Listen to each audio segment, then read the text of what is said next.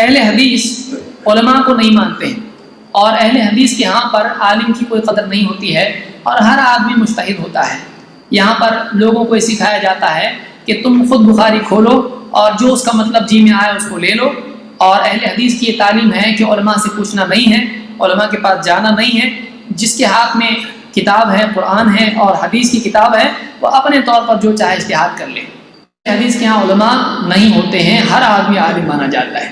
یہ بہت ہی غلط فہمی ہے، یہ خود غلط فہمی ہے، اور یہ اتنی بڑی غلط بات ہے کہ اس کے لیے کسی اور دلیل کی ضرورت نہیں ہے۔ اس کے لیے اہل حدیث مدارس کا وجود خود تربیت کے لیے کافی ہے۔ اگر آپ بتائیں، اگر اہل حدیث میں علماء کا وجود نہیں ہوتا، عوام اور علماء نہیں ہوتے، تو مدارس کہاں سے آ گئے؟ ان مدارس کا وجود خود بتاتا ہے کہ ہر آدمی عالم نہیں ہوتا ہے، بلکہ یہاں کچھ لوگ آتے ہیں مدارس میں، جیسے جامعہ ہیں اور اس طرح کے مدارس ہیں، لوگ آتے ہیں دین میں اختصاص پیدا کرتے ہیں، قرآن کی تفسیر سیکھتے ہیں، اصول تفسیر سیکھتے ہیں، حدیث کے علوم حاصل کرتے ہیں، اصول حدیث سیکھتے ہیں، اسماء و رجال کا علم حاصل کرتے ہیں، حدیث کے معنی دیکھتے ہیں، فقہ سیکھتے ہیں، اصول سیکھتے ہیں، اور تاریخ اور بہت سارے فنون، عربی زبان وغیرہ جو ہیں، ان پر عبور حاصل کرنے کے لیے یہاں پر سالوں سال صرف کرتے ہیں، تب جا کر ان کو سند ملتی ہے۔ وہ بھی اس اعتبار سے نہیں کہ اب یہ کامل ہو گیا ہے، وہ اس اعتبار سے کہ اب یہ تحقیق کی صلاحیت اس میں پیدا ہوئی ہے۔ فارغین کے لیے بھی ہدایت دی جاتی ہے کہ وہ علماء سے مربوط رہیں، علماء سے مختلف مسائل میں رابطہ قائم کر کے پوچھتے رہیں، بڑے علماء جو ہیں ان کو مدد کرتے ہیں۔ لیکن اہل حدیث میں اور دوسروں میں خاص فرق ہے۔ اہل حدیث کے نزدیک ایک عالم رہبر اور معین اور مددگار ہوتا ہے تحقیق میں، دوسروں کے یہاں یہ ہوتا ہے کہ وہ عالم جو کچھ بول دے وہ پتھر کی لکیر ہوتا ہے، اس کی تحقیق کرنے کی کسی کو جرت نہیں ہوتی ہے، اور اس کی بات مان لینا فرض عین ہوتا ہے۔ نے بتا دیا آپ نے ماننا ہے، اگر آپ نہیں مانتے ہیں تو آپ گمراہ ہیں۔ اہل حدیث کے نزدیک ایسا نہیں ہوتا ہے۔ اہل حدیث کے نزدیک ایسا ہوتا ہے کہ عالم کوئی بات بتاتا ہے، وہ دلیل دیتا ہے، اور پوچھنے والا اگر کوئی پوچھتا ہے تو اس کو یہ بات اس میں کوئی عار نہیں ہوتی ہے، اور وہ ڈرتا بھی نہیں ہے کہ عالم سے دلیل پوچھے۔ کبھی عالم کے پاس فوری طور پر دلیل ہوتی ہے، کبھی نہیں ہوتی ہے۔ عالم وقت لیتا ہے تحقیق کے لیے اور تحقیق کر کے جواب دیتا ہے۔ خود اللہ کے نبی صلی اللہ علیہ وسلم کو پوچھا گیا روح کے بارے میں، اور مختلف سوالات آپ سے پوچھے گئے، آپ نے کہا کہ ٹھیک ہے میں پوچھ کے بتاؤں گا۔ تو اللہ کے نبی صلی اللہ علیہ وسلم، آپ اللہ کے نبی اور رسول تھے، لیکن آپ نے بھی وقت لیا ہے۔ تو اس اعتبار سے یعنی اہل حدیث علماء میں اور دوسروں میں یہ فرق ہے، اور عوام اور علماء کا ربط اس اعتبار سے الگ ہے کہ یہاں عالم فی نفسہ ہی دلیل نہیں ہوتا ہے، وہ دلیل دینے والا ہوتا ہے، وہ دلیل پہنچانے والا ہوتا ہے، وہ اس علم کا وارث ہوتا ہے جو اللہ کے نبی صلی اللہ علیہ وسلم سے اس کو نسل در نسل، نقل در نقل ملا ہے۔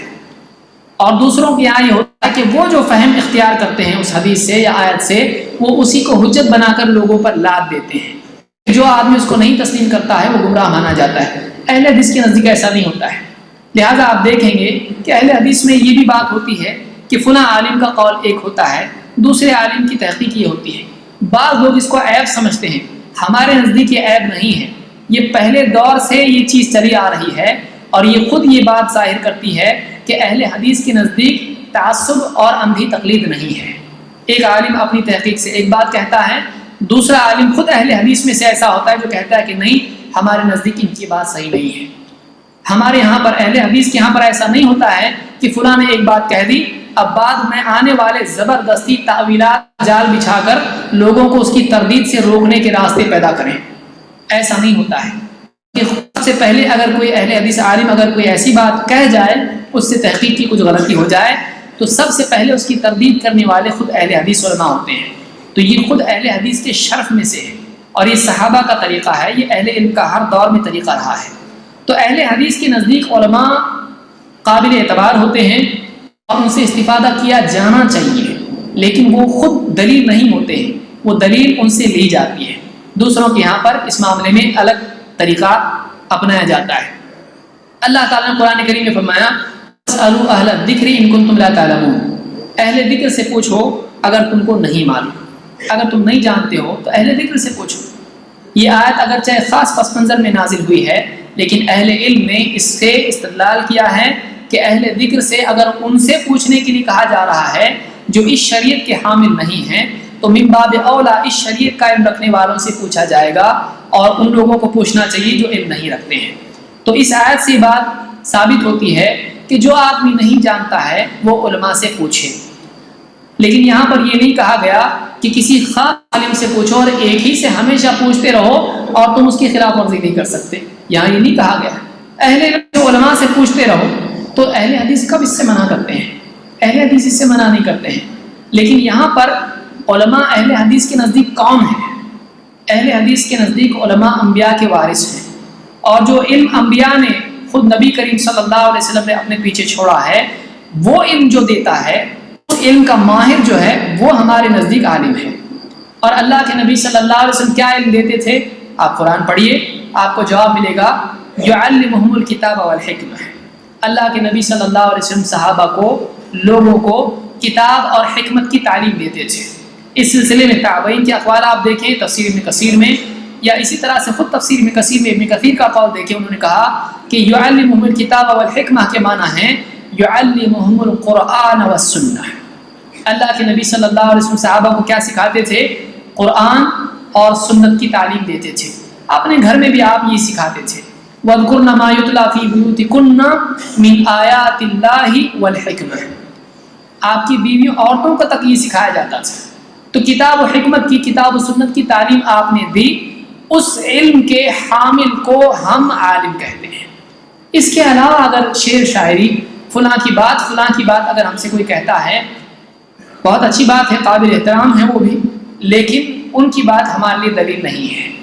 ایسے آدمی کو ہم عالم تسلیم نہیں کرتے ہیں۔ اگر کوئی تسلیم کرتا ہے تو ہم کو اس سے بھی کوئی اعتراض نہیں ہے، جس کی مرضی جو جس کو چاہے عالم مانے۔ اگر ایسا کبھی ہو کہ کوئی عالم کسی نص کے مقابلے میں کوئی بات کہے، اگر کوئی واقعی دلیل ثابت ہے، قرآن کی بات ہے، حدیث کی بات ہے، اگر اس کے بالمقابل کسی کی بات کوئی مانتا ہو اور ماننے کو لازم سمجھتا ہو، تو ایسا عمل ہمارے نزدیک شرک ہے۔ اس کو اچھی طرح سے سمجھ لیں۔ بعض اوقات لوگ ادھوری تحقیق سے اہل حدیث کے خلاف بہت کچھ بولنے لگ جاتے ہیں، تقلیدی شخصی کے سلسلے میں، تقلید کے سلسلے میں۔ ہمارے نزدیک اصل بات کیا ہے؟ اگر کوئی آدمی کتاب و سنت کی واضح دلیل کے مقابلے میں کسی کی بات تسلیم کرتا ہے، اللہ اور اس کے رسول کے حلال کو حرام کر دے، اس کی بات مان لے، اور اللہ اور اس کے رسول کے یعنی حرام کو حلال اور حلال کو حرام، اس کے بلاس کچھ بھی ہو، اگر اس کو تسلیم کر لیتا ہے اور اس کو اس کا حق مانتا ہے کہ ایسا آدمی جو بولے اس کو ماننا ہوتا ہے، چاہے کتاب و سنت میں کچھ بھی ہو، ایسا آدمی اسلام کے دائرے سے نکل جاتا ہے۔ یہ شرک ہے، یہ ہم نہیں کہتے ہیں، متعدد علماء نے کہا ہے، اور یہ بات خود اللہ کے رسول صلی اللہ علیہ وسلم سے ثابت ہے۔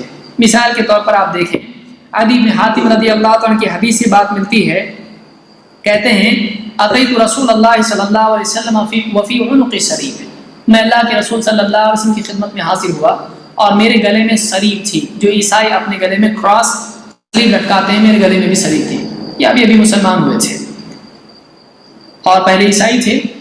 فقال یا عدی القی هذا الوثن من عنقک، آپ نے کہا اے عدی اپنی گردن سے یہ وثن، یہ بت نکال کے پھینک دو۔ وانتهيت الیہ وهو يقرأ سورۃ براءہ، میں آپ کے قریب گیا تو میں نے سنا آپ سورہ براءہ، سورہ التوبہ پڑھ رہے تھے۔ حتی اتى على هذه الآیہ، یہاں تک کہ آپ اس آیت تک پہنچے، اتخذوا احبارهم ورهبانهم اربابا من دون اللہ، انہوں نے اہل کتاب نے، یہود و نصارہ نے اپنے احبار کو اور اپنے رہبان کو اللہ کے سوا اپنا رب بنا لیا۔ احبار یہود کے عالموں کو کہتے ہیں، اور رہبان یہ نصارہ کے عابدوں کو کہتے ہیں، زاہدوں کو کہتے ہیں۔ تو یہود و نصارہ نے اپنے بڑوں کو اللہ کے مقابلے میں رب بنا لیا۔ صحابی کہتے ہیں فقلت یا رسول اللہ انا لم نتخذهم اربابا، کہ اللہ کے رسول ہم تو ان کو اپنا رب نہیں مانتے تھے، یعنی اعتقاد میں ہمارے وہ رب نہیں تھے، ہم ان کو اپنا رب نہیں مانتے تھے۔ قال بلا، آپ نے کہا ہاں بات تو ایسی ہے، لیس یحلون لکم ما حرم علیکم فتحلونہ، کیا ایسا نہیں تھا کہ اللہ کے حرام کو جب وہ حلال کر دیتے تو تم اس کو حلال مان لیتے؟ اللہ کے حرام کو جب تمہارے عالم حلال کر دیتے تم حلال مان لیتے۔ وَيُحَرِّمُونَ عَلَيْكُمْ مَا أُحِلَّ لَكُمْ فَتُحَرِّمُونَهُ، کیا ایسا نہیں تھا اللہ کے حلال کو تمہارا عالم حرام کر دیتا تم حرام ماننے لگ جاتے؟ کیا ایسا نہیں تھا؟ فقلت بلا، کہتے میں نے کہا ہاں ایسا تو تھا۔ قال فتلک عبادتہم، آپ نے فرمایا یہی تو ان کی عبادت ہے، نہ صرف ان کو رب بنانا ہے بلکہ یہ ان کو معبود بنانا بھی ہے۔ اور کسی کو رب بنانا، کسی کو معبود بنانا، اس کو شرک نہیں کہتے ہیں تو پھر شرک کہتے کس کو ہیں؟ تو یہ کس کا فتویٰ ہے؟ یہ اللہ کے نبی صلی اللہ علیہ وسلم کا فتویٰ ہے۔ مثال کے طور پر اگر کوئی عالم یہ کہے کہ کوئی عامی جا کے پوچھے کہ یہ تو بتائیے کہ رفع الیدین کیا سنت ہے؟ کہے کہ ہاں سنت ہے۔ ہم کر سکتے ہیں، کیا ہمارے لیے رفع الیدین کرنا جائز ہے؟ نہیں۔ کیوں؟ اس لیے کہ ہم حنفی ہیں، اس لیے کہ ہم فلاں مسلک کے لوگ ہیں۔ تو آپ دیکھیے ایک چیز کو حلال کو حرام قرار دینا یہ شرک قرار پا رہا ہے، من باب اولا ایک سنت کو حرام قرار دینا کیا شرک نہیں ہوگا؟ آپ غور کریں، ایک ایسی چیز کوئی حلال کھانے کی چیز ہے، اس کو ایک عالم حرام قرار دے دے اور ایک آدمی اس کو تسلیم کر دے تو اس کو ان کی عبادت مانا جا رہا ہے۔ تو حلال سے بڑھ کے مرتبہ ہوتا ہے سنت کا۔ ایک سنت کو اگر کوئی آدمی حرام قرار دے دے، یعنی یہ کہ تم نہیں کر سکتے، تو منع کر دے کہ ہم نہیں کر سکتے ہیں اس لیے کہ ہم پر فلاں لیبل لگا ہوا ہے، حالانکہ وہ بھی مان رہا ہے کہ یہ سنت ہے، تو اس کو سنت مانتے ہوئے منع کرنا، آپ سوچئے اس کو سنت مانتے ہوئے منع کرنا کیا یہ اس سے آگے کی شکل نہیں ہے؟ لہٰذا اہل حدیث اس کو ابن عبد البر نے اپنی کتاب جامع بیان العلم میں ذکر کیا ہے، اور ترمذی میں بھی دوسرے الفاظ میں روایت آئی اور بہت ساری کتابوں میں حدیث موجود ہے، اور سند کے اعتبار سے اس حدیث حسن درجے کی ہے۔